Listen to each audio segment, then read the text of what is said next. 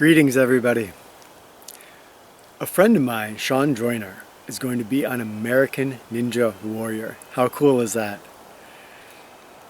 He has, he's done a lot of amazing things in his life. And a lot of those things can involve a lot of pressure.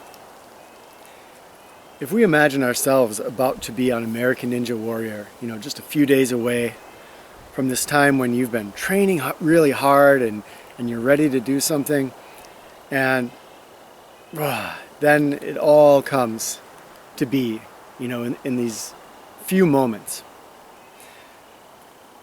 For many of us, it might be something else. It might be you're going on a date and you're going to meet somebody that you really you're hoping to connect with. It might be a business presentation. It might be you're starting your own business and you are going in front of some people to try to get some investors. You've started a school or something and you're about to teach your first class. There's so many things in life that can create this kind of pressure inside of us. This feeling of everything has been leading up to this, and now the moment is soon to come, or the moment's here. And how do we deal with that pressure? For me, this was a really tough thing. I used to have a lot of just anxiety around performance, basically. I used to have just a lot of anxiety around things like this. How do I deal with that feeling? For me, it's very physical. I'm about to go and have to speak in front of some people. There's that proverbial butterflies in the stomach. Maybe you feel a little nauseous.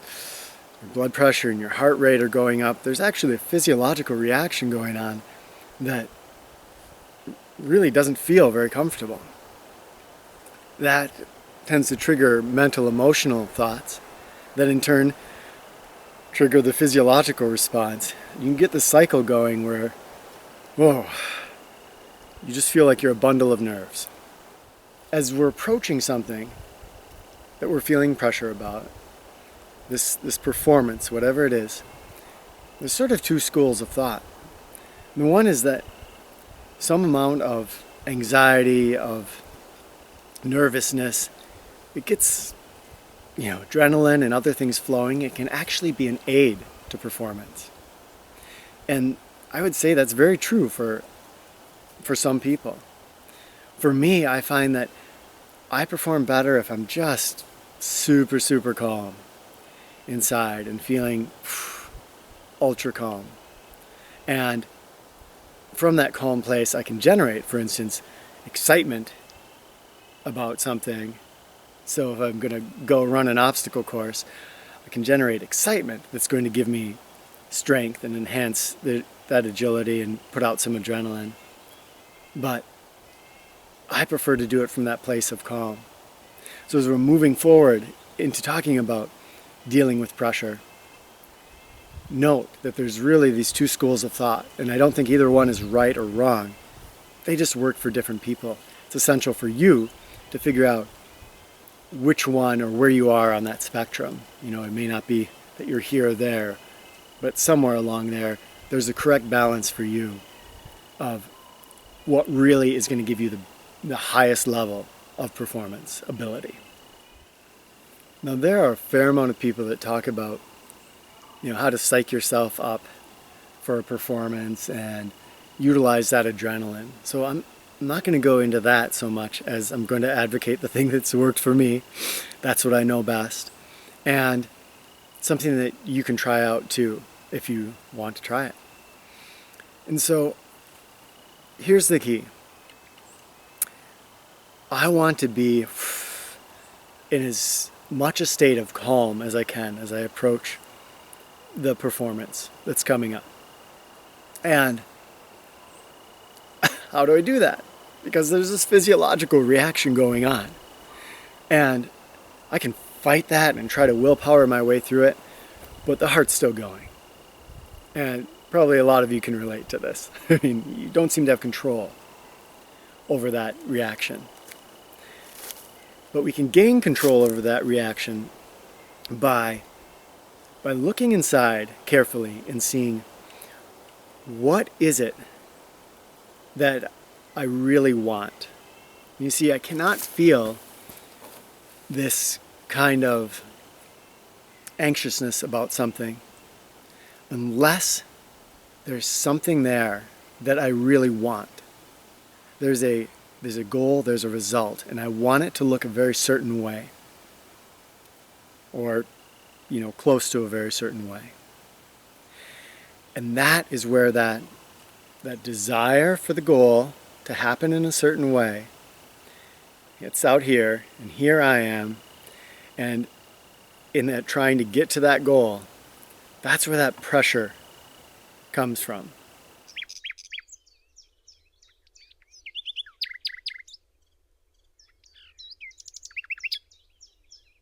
I used to have a lot of social anxiety about talking in front of people. To sit and talk, in front of a camera even, would have been just too much for me. But I remember the first time when I was going to do kind of a public speaking thing, and what I did is I gave up. And maybe a better way to phrase this is letting go. Because giving up, we can mistake that for not caring. For here's the pine cone, here's my goal. If I give up, I just let it go. Or rather, I drop it. I get rid of it. I convince myself it can't be done. Another way is I hold on to this like this. Like, I need to get that goal. This is where I start to generate a lot of anxiety. Here, I'm holding that goal, but I'm not using effort. And to do this, I have to honestly let it go. It's being held in my hand. It's very secure there. But unless I actually let it go, and I'm okay with it leaving, then I'm actually closed fist in holding on to it with effort. If I can be open-handed, have that pine cone in my hand, and not be attached to the result. For me, this goes back to that old Zen saying. I did a video on it a long time ago. Who knows what is good or bad? I'll try to remember to link to this in suggested videos at the end. Who knows what is good or bad? I may think I really want this to look a certain way. But if it happens that way, it might lead my life down a path that is not what I've foreseen. It's not what I imagined. And it may end up that I end up much more miserable because I actually got that goal that I wanted. On the flip side, I might fail at that goal that I want, and I might discover that in that failure, something amazing has blossomed, again, that I never would have foreseen. And I think all of us, we know that life works like this. There's enough people that have had, they've gotten their diagnosis of cancer, and it seems like the worst thing in the world, but it brought them to life. They come through the other end of treatment, and they find that they're in remission, and they have this new appreciation for life that is unlike anything they experienced before, almost like they were dead before, and now the cancer's brought them to life. We wouldn't wish that cancer on ourselves or anyone, but it might have gifts there for us. And so if I can have my goal, like I want to win American Ninja Warrior, right? That's what I really want. And I can hold it out here like, yes, I want that. And at the same time realize that I also have no idea what winning or losing will bring into my life. And so even though I want this and I'm going to shoot for it with all of my effort, I'm not going to cling to it. If we can do this, if we can find that kind of paradox inside of ourselves, wanting something and shooting for it with everything, But at the same time, realizing that that goal may not bring us what we want, and failing at that goal may bring us unseen gifts. Then, here's where the cool part happens. Because when I step up, and I'm about to take on that course, I can put all of my energy into running, into climbing, into balancing, into leaping, into exactly what I'm doing. Ancient warriors called this Mushin, if I'm pronouncing it correctly, Japan. Taoism talks about Wu Wei. Modern people call this a state of flow. When we are fully in the action that we're taking on, and there's no thought of win or lose.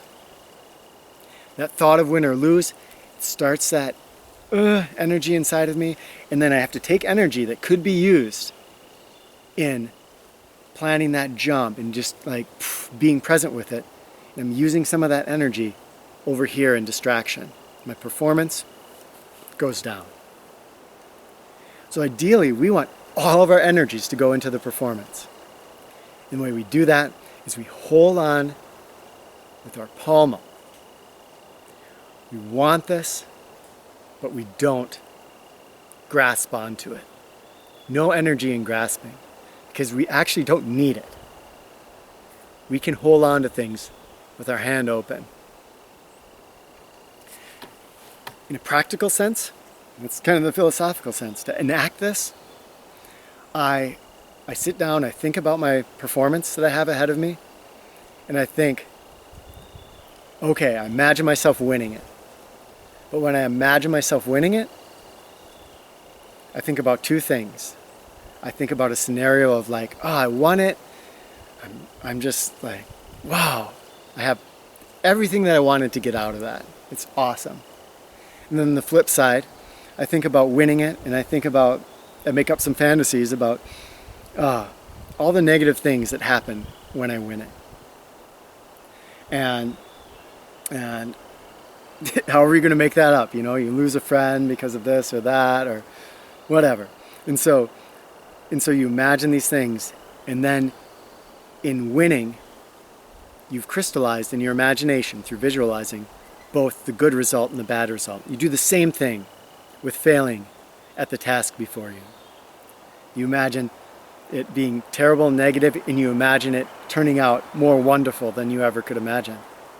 If you're in a competition, like Sean's going to be in a competition, a great way to do that is to realize how much you want to win, and then to think, if you don't win, somebody else gets that gift of winning, of feeling like, wow, they did it. They trained hard and they came through. And so in not winning, I may be losing something, but I'm also giving a gift to someone else. So what I'm doing here is I'm just mixing up in my mind the results of my goal. And then I reaffirm, and I'm like, you know what? I'm going to go for this with everything. But now in my mind it's firmed up that I don't need it. Now, performance moment is right in front of me. Probably I'm still going to feel some blah, blah, blah, blah, blah. That's okay. But if I've done my work, I've done that visualization, I'm going to be better off. I'm going to have more of my energies that they've been honed, they can be directed directly to that action, to that task at hand. So, tune in to Sean on American Ninja Warrior. I'm going to, I don't know how cards work, but I'm going to try on the video here to put a link to his Facebook page so you can see him and see what he's up to. And for all of you, the next time something's coming up where you're feeling that pressure, give this a try.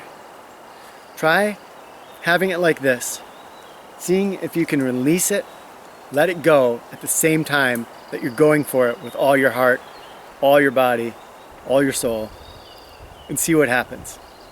Tell me about it in the comments, and I can't wait to hear from you.